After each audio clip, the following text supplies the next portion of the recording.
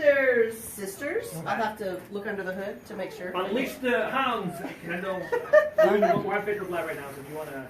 Will they come out of that? I'm sure they will. I cannot guarantee what they will do on the ground. Okay. Oh my goodness!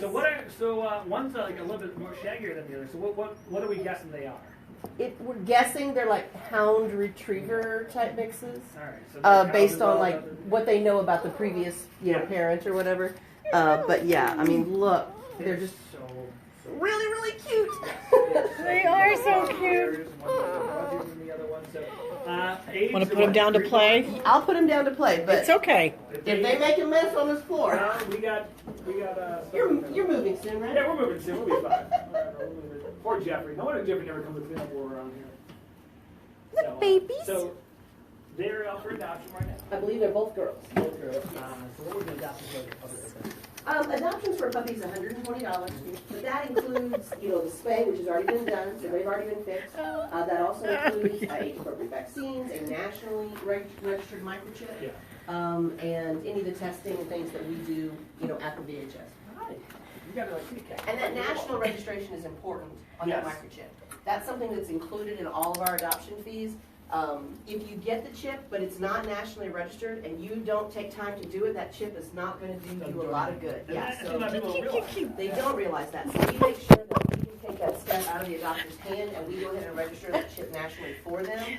And then we certainly encourage them that if you have a chipped dog, but maybe you've moved, or your address changes at some point, or phone number changes, you need to make sure you get in contact with that microchip company, or they will not have any way of reaching you. So is that like through online? Is there like different companies that are like, hey, so do you guys use a certain company when you do your microchip? We do. We have a particular microchip we use, and we'll give you all that information. Okay. And then there's a website, and then if you ever move, you need to log into that website to your account, basically, and then update your information, just like anything else, so that it stays current. And so the microchip, they can go to any, like a VHS or that, and they can scan it, and it will come up. That's right. Most shelters in the area, and of course, the veterinarian's office, we have universal scanners. So, yeah, regardless of what chip it is, it may not give us every detail on that chip, but it's going to give us the information that'll tell us which company that chip is registered to, and then we can contact that company. It's not like a GPS. Yeah, it's a hey. Some people think it's like a GPS device, and it's like, no, that'd be really cool if they were.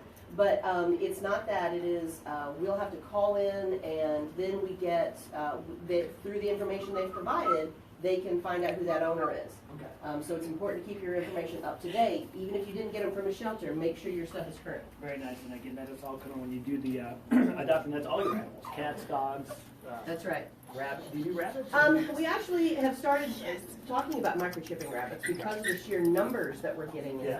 We don't generally do it with, of course, any of the small pocket pets type things like, hamsters or gerbils or whatever. But that is something we've talked about with rabbits. And again, that's something if you do adopt maybe a rabbit, if you want to talk to you guys about doing that. Absolutely. I want to talk a little bit about something sensitive a little bit. I know you're involved, the agency was involved in with 68 dogs, 69 dogs earlier this week taken from a home. So those dogs, will they go through a process to be adopted, or how does that work, or what goes the story? Absolutely. It's just an unfortunate situation. It's a couple of individuals who started a nonprofit sanctuary, in the community, with the idea of taking in animals and just letting them live out their lives there. But, while in theory that sounds great, if you don't quite have the resources or the manpower to make that happen, you can get to a particular point where you've got too many going there. There were, I believe, 68 animals, on site. It was a combined effort. Evansville Animal Control actually initiated the investigation. They included a variety of other agencies, including Vanderburg Humane Society, Another Chance for Animals, It Takes a Village. VHS and ITV were on site actually helping animal control remove animals. Oh, you were? Okay. So, it was our teams that were there actually taking the animals out. And then we've taken them, tried to divide them between the different groups so that not one group is overwhelmed with all of them at once. 40 some odd of them were actually signed over to the agency so we can begin the processing. Of course, that night we went back, every animal that we took back to our shelter, vaccinated, heartworm checked, worms, everything that we needed to do, make sure they all had food, water, they were thrilled with that, and comfortable. These animals now, they have a lot of medical conditions. A number of them are very elderly. They're not in great shape, so we're assessing them right now. There's also a number of other animal welfare agencies that these animals had originally come from. Oh, really? Okay. Yes, and so some of those groups are reaching out concerned about the animal that they sent out, and then it's ended up in this situation. So we're trying to work with those groups as well to try to assure them that, or either transfer that animal back into their care, or hopefully they'll leave it with us because we have the space right now, and that we can process it and take it on from there. It's going to take a lot of funding. Well, I was going to say, this is something that you're not expecting to get 25 some odd dogs that are in help, need help with food, water, stuff like that. So again, when we talk about always making a donation to the VHS or nonprofit shelters like this, you need to have that funding because again, this is unexpected. When you probably plan out your year, you're not expecting to have 25 some odd dogs that need. And this is the dogs. VHS is involved with cats. There's a second location where there are cats being housed. We are working with the individual to get the cats out of that location and at the Vanderburg Humane Society, and we're the only agency that's working on that right now. So it's in addition to the dogs, we'll also have the cats at our facility that we'll be dealing with. So yeah, a monetary donation makes a huge difference.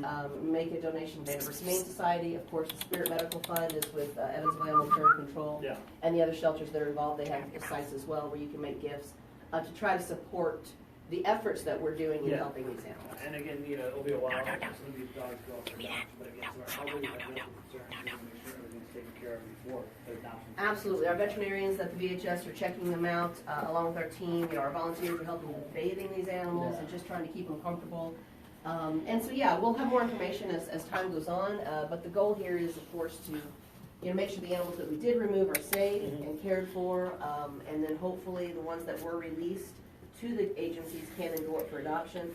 There are still some that's pending the courts, and that'll all be details that'll come out, kind of later as we know more information about what's going to ultimately happen with this sanctuary. And again, we have more details about everything up on our website at wkdq.com. On Facebook Live, you can check out the photos of Lunar and Daisy. Oh, and Daisy. She's eating my shoelace. There you go. Very nice. They're puppies. They're puppies. So you got a second? Can you hang around? We'll talk more about your fundraiser coming up and stuff like that. And again, we'll talk more about some puppies right here in studio up for adoption. They are two of the cutest puppies. Pretty cute. It's very nice. So more with Kendall Paul, the VHS Pet of the Week, brought to you. It's funny, all the salespeople out there. You can all come in and want to give the come play with the puppies! Oh, there you go. There you go. They're all the puppies. As long as they don't clean up after the puppies do their thing. That's we got 5 salespeople. No sales meeting is happening right now. We got puppies in this studio. More with Kendall Paul, VHS Pet of the Week. We was hoping we was just going to open the door and they'd run out to us. Oh, yeah. I've never seen so many females outside my door so happy to see me. Look at that. So I need to get you. This must be a boy. It's got a wrinkle around. Well, we think they're two. She says their name's Daisy and Luna. She thinks they're two girls. I don't know. Who are you? Are you Luna? Are you Daisy? Oh, yes. Are they both girls? Daisy and Luna. Which one's Daisy? Which one's Daisy and which one's Luna? The long hair, do you know? Or There's a pink and blue If collar. I knew the answer to that question. maybe Daisy's the pink collar. So do they need to be adopted? Yes. Oh, what kind of dogs are they? You got Daisy. They think they're hound retriever Or mix. but Luna? it's just I have a retriever. I have 2 retrievers. hound retriever. She I says. was hoping we just I'm cute too. I'm cute too. I'm cute. No. There's somebody. Oh, look at that. Oh, you just love to be out here with all the ladies. We was hoping we was just going to open the door and one would run out and we'd grab it. We'll come looking for them if you want. Okay, How good. sweet. See you later. Bye. Bye. Emily, that one just abs. You know it matches your hair.